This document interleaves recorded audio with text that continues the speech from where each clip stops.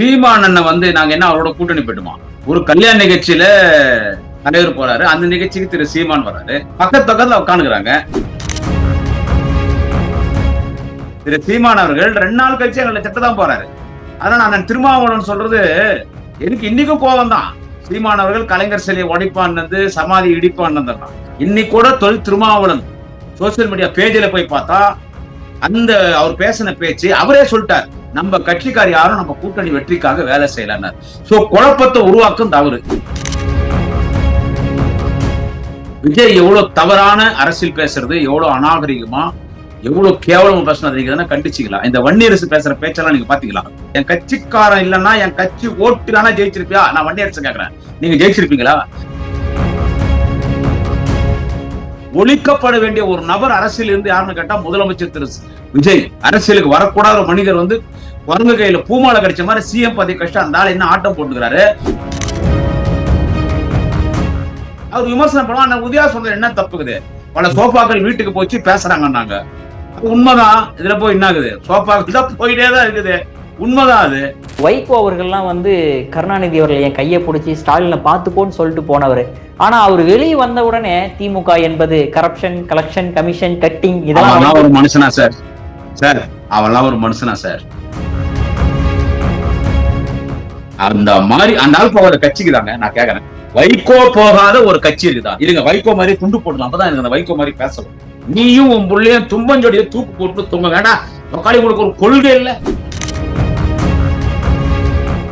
யோ நீ தானே சொல்ற அரசியலிலே நேர்மை, அரசியலிலே தூய்மை, அரசியலிலே கண்மை, அரசியலிலே ஒழுக்கம், ஒரு பைசா எதிர்பார்க்காமல் பொதுமக்களுக்காக உழைக்கிறவன் வைகோன்னு இல்ல. ஏன் கேட்கலாமே? கலெக்ஷன், கமிஷன், கரப்ஷன் பண்ற உன் கூட்டணியில இருந்து வெளியே வரேன், உன்னால ஜெயிச்ச எம்எல்ஏ பையன் வேணா டிசைன் பண்ணிட்டு வர வேண்டியதானே? எங்களுக்கு புற்ற பீட 2 விட்டுச்சு. ஒன்னு அப்பம், ஒன்னு புள்ள. ஒன்னு சைக்கோ, உன்னோட சைக்கோ பெத்த வைகோ புள்ள. அவன் துற வைகோ ஒரு செத்த பாம்பு. இப்ப வைகோ கிட்ட வைகோ விஜய் கிட்ட போயாச்சு. இப்ப விஜய்க்கு தரித்திரம் பூச்சிச்சு. இந்த ஆளு போன இடம் உட்பட்டது கிடையாதுங்க. இந்த ஆளு எந்த கட்சியில போய் கூட்டணி சேர்றானோ அது முடிஞ்சிடும்.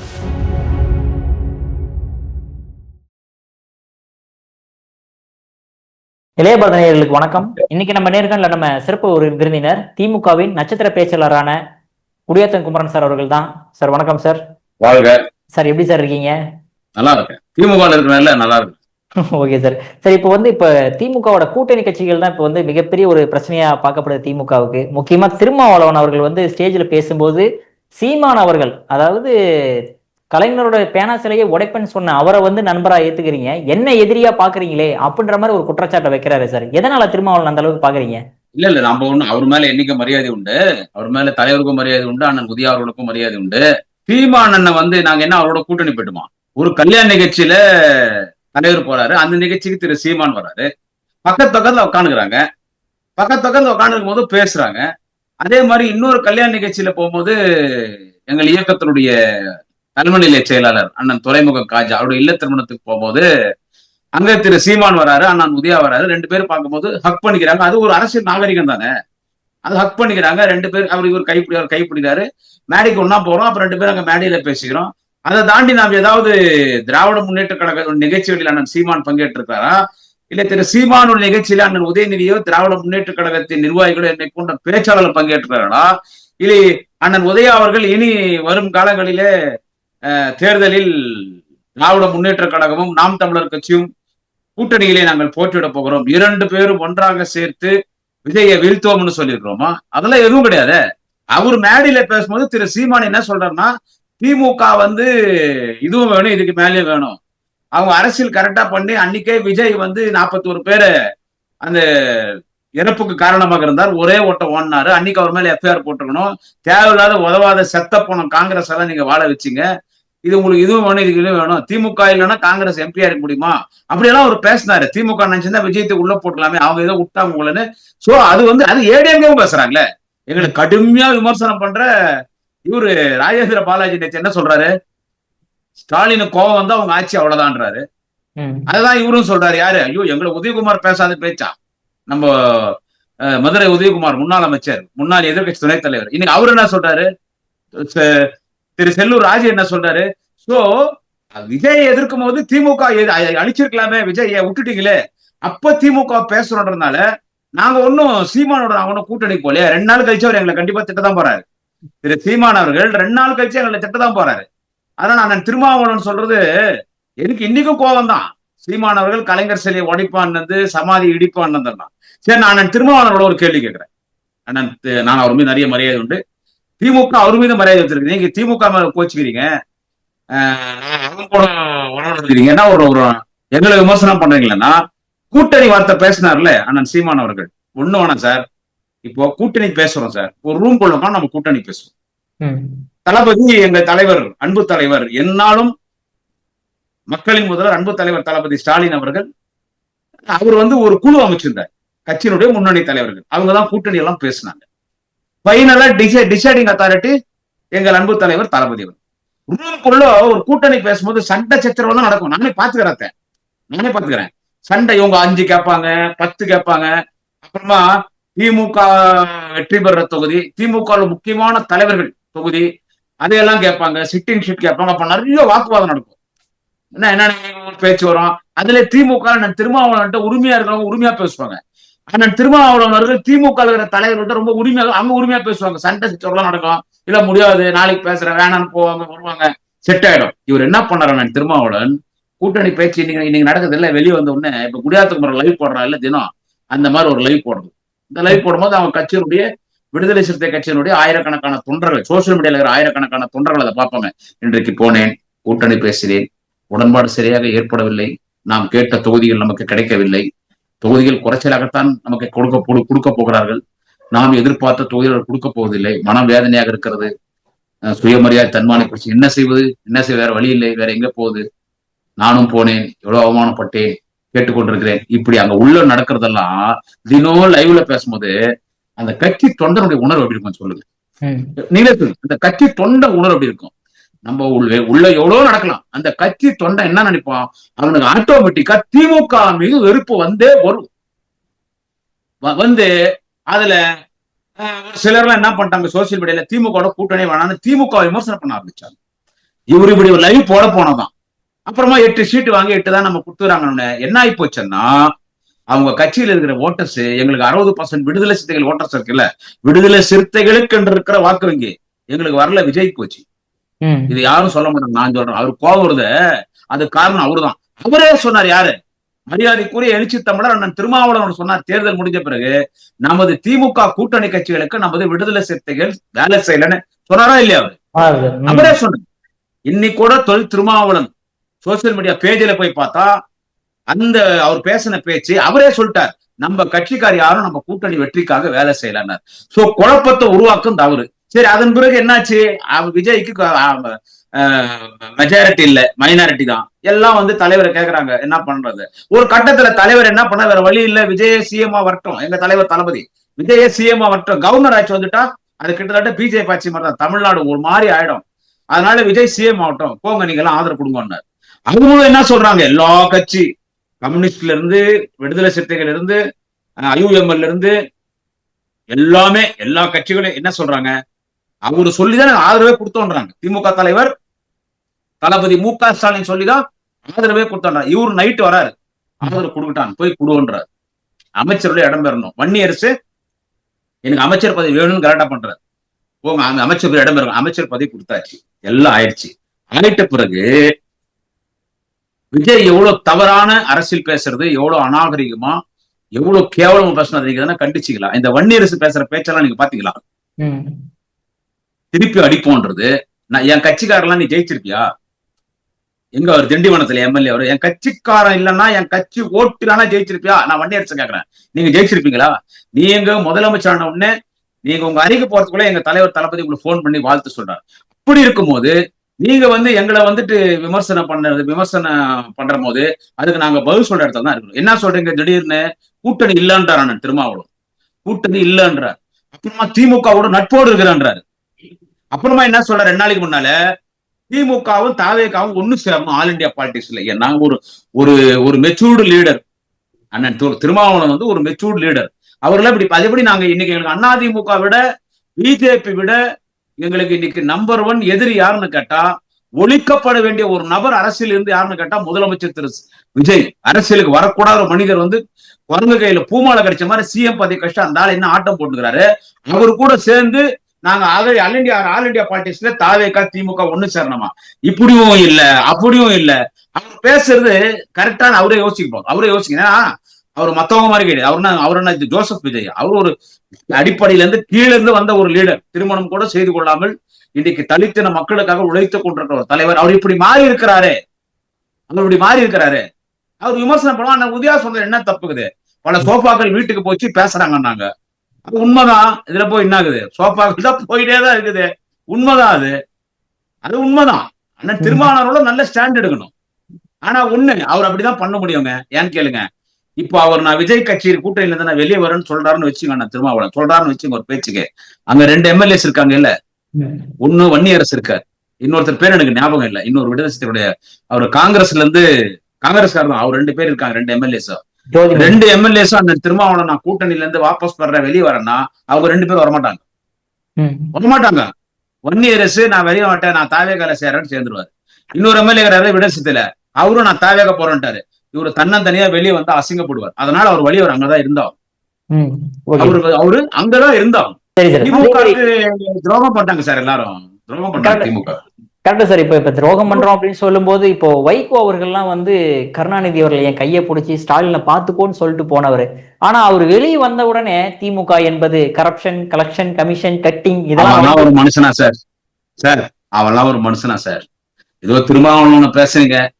திருமாவளவனை வந்து இன்னைக்கு இந்த மாதிரி அரசியல் பண்றதுக்கு ஒரு முக்கியமான காரணம் ஒண்ணு இருக்குது.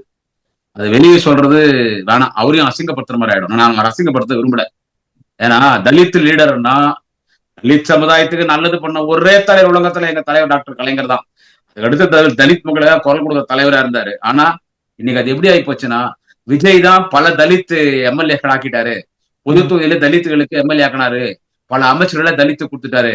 உண்மையா தலித்துக்காக இன்னைக்கு நல்லது பண்ணிக்கிற ஒரு நபர் யாருன்னு கேட்டா விஜய் என்ற மாதிரி போயிடுச்சு. திருமாவளவன் தலித் இல்லைன்ற மாதிரி நிறைய பேர் பேச ஆரம்பிச்சிட்டாங்க. இப்படி ஒரு டாக் இருக்கு தெரியுமா உங்களுக்கு? அப்படி ஒரு டாக் வந்துருச்சு. அதுக்கு அவர் என்ன பண்ணுவாரு? அந்த தலித் மக்களுக்காகவே அவர் தன்னுடைய வாழ்க்கை அர்ப்பணிச்சவரு. கல்யாணம் கூட பண்ணிக்காம. சோ அவர் வேற வழி இல்லாம அங்க இருக்கிறார். இதுதான் உண்மை. இன்னைக்கு தலித்துக்கு யாரா நல்லது பண்ணதுன்னா தலித்துக்கு நல்லது பண்ண ஒரே, எல்லா சமுதாயத்துக்கு நல்லது பண்ண ஒரே தலைவர் டாக்டர் கலைஞர், திராவிட முன்னேற்ற கழகம். அது ஒரு மாதிரி ஆயிப்போச்சு. என்னது விஜய் முகத்துல 107 பேர் ஜெயிச்சதுல வந்துட்டாங்க. அதுல நான் திருமாவளவன் அவர்கள் தலித்துக்களுக்கு நல்லது பண்ணது விஜய் தான் பண்ணிட்டாருன்ற மாதிரி பண்ணிட்டானுங்க. அதனால அவர் வேற வழி இல்லாம இங்கேயும் இல்லாம அங்கேயும் இல்லாம தத்தரிக்கிறாரு. ஆனா இந்த வைகோ எல்லாம் என்னைக்குமே திமுக தொண்டை ஏற்றுதல். அவன்லாம் ஒரு மனுஷனா சார்? அவன்லாம் ஒரு மனுஷனா? கலைஞர் எப்ப சொல்லிக்கிறாரு நான் ஒண்ணு ஸ்டாலின் கிட்ட ஒப்போசிட் போறேன்னு எப்ப சொல்லிக்கிறாரு? அந்த மாதிரி அந்த ஆள் போகாத கட்சிக்கு தாங்க நான் கேக்குறேன். வைகோ போகாத ஒரு கட்சி இருக்குதா? இருங்க, வைகோ மாதிரி துண்டு போடணும். அப்பதான் எனக்கு அந்த வைகோ மாதிரி பேசணும். வைகோ இது என் கட்சி துண்டு. வைகோ மாதிரி ஒரு தலைவர் நீங்க எங்கன்னா பாத்துக்கிறீங்களா? திமுக. அப்புறமா தலைவர் அரசியல ஆரோக்கியத்தோடு இருக்கிறாரு. உடல் ஆரோக்கியத்தோட இந்தியன் பாலிடிக்ஸ்ல பவர்ஃபுல் லீடரா இருக்கிறார் எங்க தலைவர் கலைஞர். அப்பவே நீ வந்து திமுக எந்த திமுக எல்லாரையும் நீக்கின மதிமுக கட்சி ஒற்றி எடுத்துன்னு போனேன். திமுகவை அழிக்காம விட மாட்டேன். அப்புறமா என்னாச்சு? வெக்கம் மானம் சூடு சொரணை விட்டு வேற வழி இல்லாம திமுக வர திமுக வந்துட்டு என்ன சொன்ன அன்னைக்கு?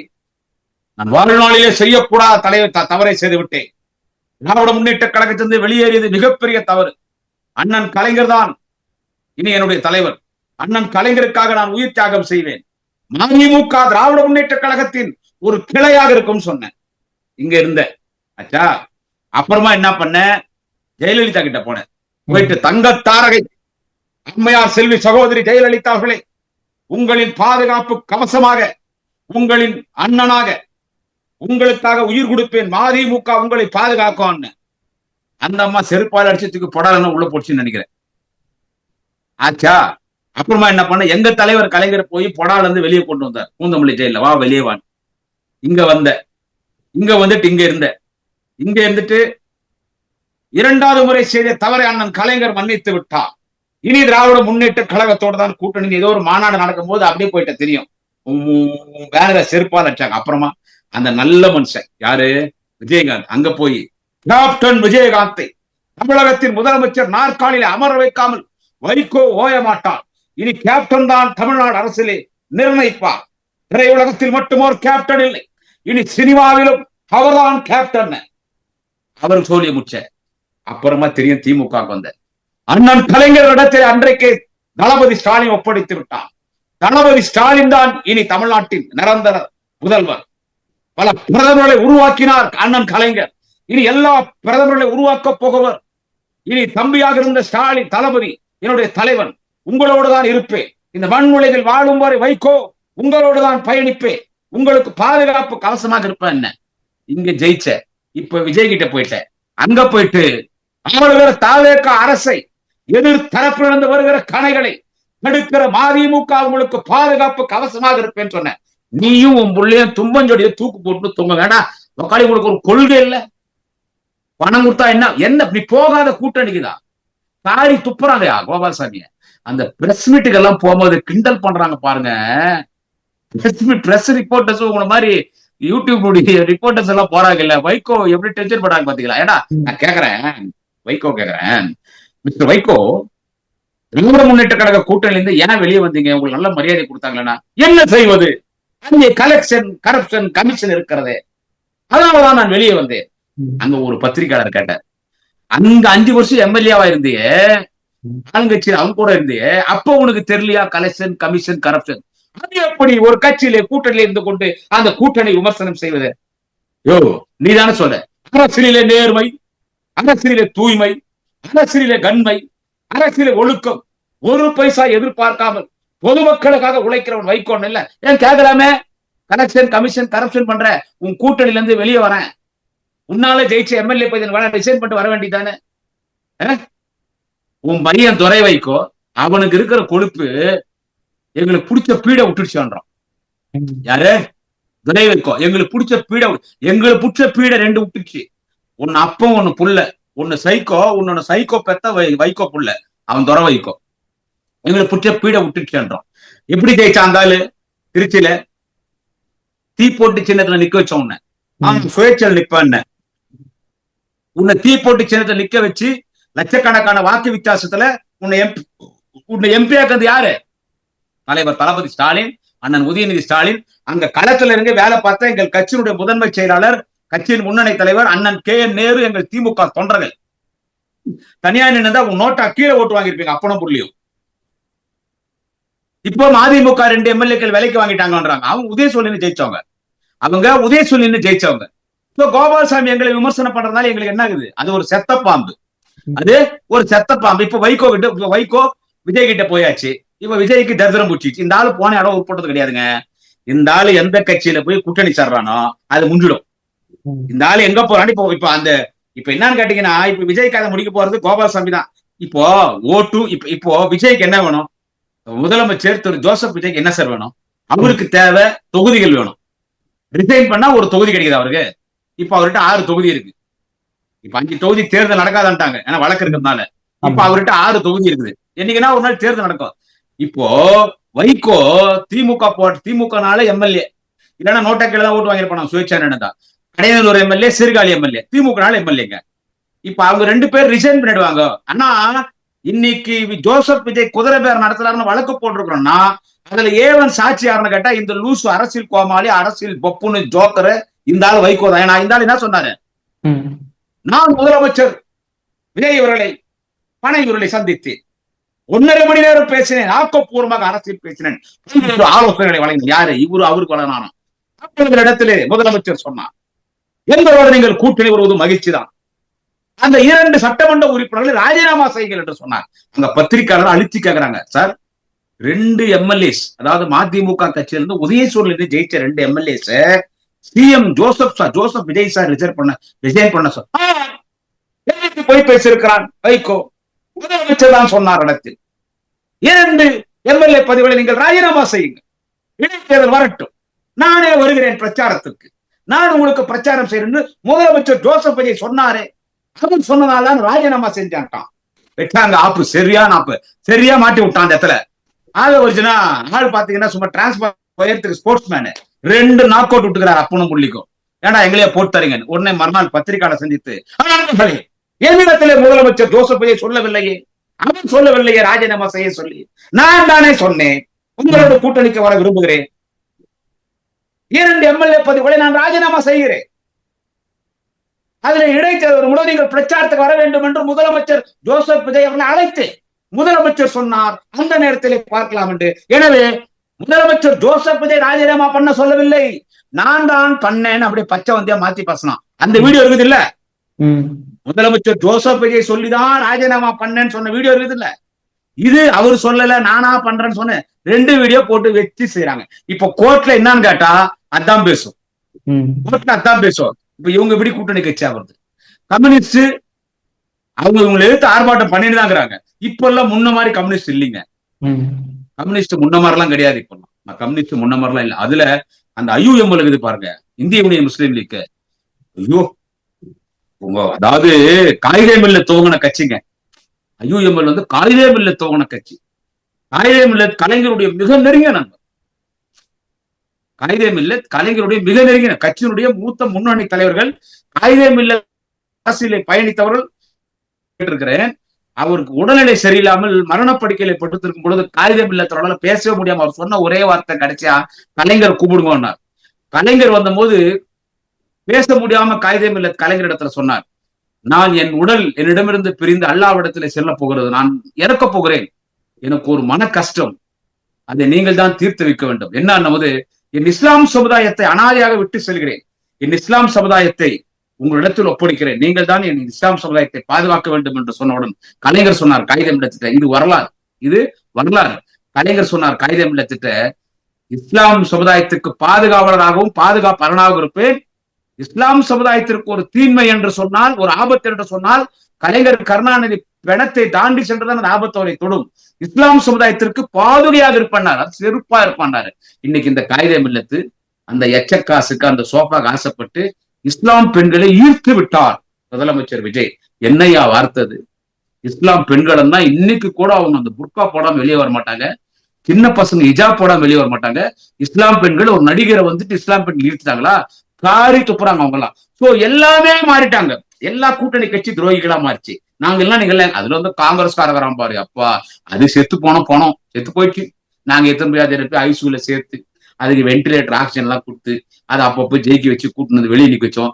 இப்போ அந்த பேஷண்ட் அவன் கொண்டு போய்க்கிறான், அந்த ரெண்டு ஏதோ மந்திரி பதவி குத்துறான். அது விஸ்வநாதன் ஒரு மந்திரி இல்ல, அவர் ஒரு மந்திரி, இன்னொரு மந்திரி. அந்த மந்திரி விஸ்வநாதன் பாத்தீங்களா அவர் காலேஜ்ல லக்காளி என்ன டான்ஸ் போட்டாரு, வாடி வாடி வாடி வாடி போடி போடி போடி செம டான்ஸ் போட்டாரு. அந்த காங்கிரஸா நாங்க போய்க்கிறோம், அது சீக்கிரம் அவங்களே அடக்கம் பண்ணிடுவாங்க. சோ எல்லா கூட்டணி கட்சிகள் பாத்தீங்கன்னா இவ்வளவு நீங்க போயிட்டீங்க, திமுக விமர்சனம் பண்றீங்களே, உங்களுக்கு தகுமா? அதெல்லாம் இத்தனை ஆண்டுகள் எங்களோடு பயணித்தீங்க, இத்தனை ஆண்டுகள் எங்களோடு பயணிச்சீங்க, எங்கனால அவங்க ஜெயிச்சாங்கன்னா நாங்க எங்கடா அவங்கனால ஜெயிச்சோம். இப்ப திமுக ஜெயிச்சுக்குதா? கிட்டத்தட்ட 75 தொகுதியில திமுக ஜெயிச்சுக்குது இல்ல. நாங்க திமுக, இது திமுக மட்டும் விழுந்த ஓட்டு. இப்ப திமுக ஜெயிச்சுக்குதுன்னா எங்களோடு சேர்ந்து அவங்க ஜெயிச்சுக்கிறாங்கன்னா திமுகவுக்கு மட்டும் விழுந்த வாக்கு வங்கி. ஏன்னா எங்களுக்கு எங்க கூட்டணி கட்சியில பெரிய அளவுல காங்கிரஸ்காரன் எங்களுக்கு ஓட்டே போடல, பரதேசி பசங்க எங்களுக்கு ஓட்டே போடல. அவங்களுக்கு தேர்தல் நேரத்தை போறது விருப்பம் இல்லைங்க. ராகுல் காந்தி எங்களோட வர விருப்பம் கிடையாது. என்னைக்கு ராகுல் காந்தி கிட்ட காங்கிரஸ் போச்சோ அன்னைக்கு ஆல் இண்டியா காங்கிரஸ் சுடுகாட்டுக்கு போயிடுச்சு. என்னைக்கு ராகுல் காந்தி கிட்ட காங்கிரஸ் போச்சோ அவங்க ஆரம்பத்திலே திருமதி பிரியங்கா காந்தி அவர்களை காங்கிரஸ் கட்சியினுடைய 2ஆம் கட்ட தலைவரா ராகுல் காந்தி இடத்துல எதிர்கால காங்கிரஸ் பிரியங்கா காந்தியை கொண்டு வந்திருந்தா இந்த காங்கிரஸோட சைன் ஆயிருக்கும். ராகுல் காந்தி அந்த ராசி இல்லாத வந்தாலும் சென்டிமெண்டாவே சரி கிடையாது. இவங்க எல்லாம் சேர்ந்து இன்னைக்கு திமுக எதிர்த்தாங்கன்னா இந்த பல துரோகத்தை எதிர்கொண்ட இயக்கம் திராவிட முன்னேற்ற கழகம், அவங்களுக்கு தான் லாசு. நீ எங்க போற, எங்கிட்ட தான் வந்து நின்னா, ஆனா சேர்க்கூடாது. நன்றி விசுவாசமாக இருப்பது யார் என்று கேட்டால் தேசிய முற்போக்கு திராவிட கழகத்துடைய தலைவர் மரியாதைக்குரிய சகோதரி பிரேமலதா விஜயகாந்த். 10 சீட்டு கொடுத்தோம், ரைட். குடியா அவங்க எங்க குடியாத்திலே தேமுதிக தான் நின்றுச்சு, அவங்க விருதாச்சலத்துல ஜெயிச்சிருக்காங்க, அன்னைக்கே விசுவாசமா இருக்கிறாங்க. இனி திமுக பல முக்கிய முடிவுகள் எடுக்கும், திமுகவெல்லாம் யாரும் வீழ்த்த முடியாது. சரிங்களா? அதனால இந்த கூட்டணி கட்சிகள் எங்களுக்கு துரோகம் பண்ணது, எங்களை பேசுற பேச்சுக்கு என்ன அதை அவங்க அனுபவிப்பாங்க. வேற எதுவும் நான் சொல்ல விரும்பல. ஓகே சார், உங்களால நாங்க இல்ல, எங்கனாலதான் நீங்க கூட்டணி கட்சிங்க, எங்கனாலதான் நீங்க ஜெயிச்சிங்க, உங்களால நாங்க ஒண்ணும் ஜெயிக்கல. ஓகே சார், இந்த கூட்டணி 28 சீட்டு காங்கிரஸ் கூட்டு வந்து நாங்க நின்னுந்தா என் கட்சி தொண்டை 20 பேர் எம்எல்ஏ உள்ள போயிருப்பான். 28 பணத்துக்கு கொடுத்தோம் சீட் நாங்க. அதனாலதான் சொன்னார் அண்ணா நான் ஆசா எம்பி, தலைவர்களோ திருமண விழாவில் தலைவர்களே இனி கூட்டணியே வேணா நம்ம தனித்து நிக்கலாம்ட்டோம். அவனுக்கு கூட்டணினா என்னாச்சா கூட்டணி என்ன? உன்னால தனியா நின்னா டெபாசிட் வாங்க முடியாது. திமுக மாதிரி பெரிய கட்சியோட சேர்த்துக்கிறது, எங்க முதுமலேறி சவாரி பண்றது, ஜெயிச்சிடுறது, ஜெயிச்ச அப்புறம் ஊழல் ஊழல் ஊழல் ஊழல் நாய் மாதிரி குலைக்கிறது. அது ஏன்டா என் கூட கூட்டணி சேருங்க? போய் தனியாவே இல்லைங்க. திமுக யாரோடு கூட்டணி சேராமல் திமுக கிடைத்த வாக்கு வங்கி தான் 2026 தேர்தலில் வாக்கு வங்கி. இதெல்லாம் சரியாயிடும் மிக விரைவில். எங்க தலைவர் அண்ணன் தளபதி ஸ்டாலின் முதலமைச்சர் நாற்காலியில உட்காருவாரு. அப்போ தெரியும் இந்த கூட்டணி கட்சிகளுக்கு திமுக என்னன்னு சொல்லி. சார் அற்புதமா விளக்கம் கொடுத்தீங்க சார். உங்க பொன்னான நேரத்தை இளைய பாரதியார் ஒதுக்குனதுக்கு மிக்க நன்றி சார். வாழ்க.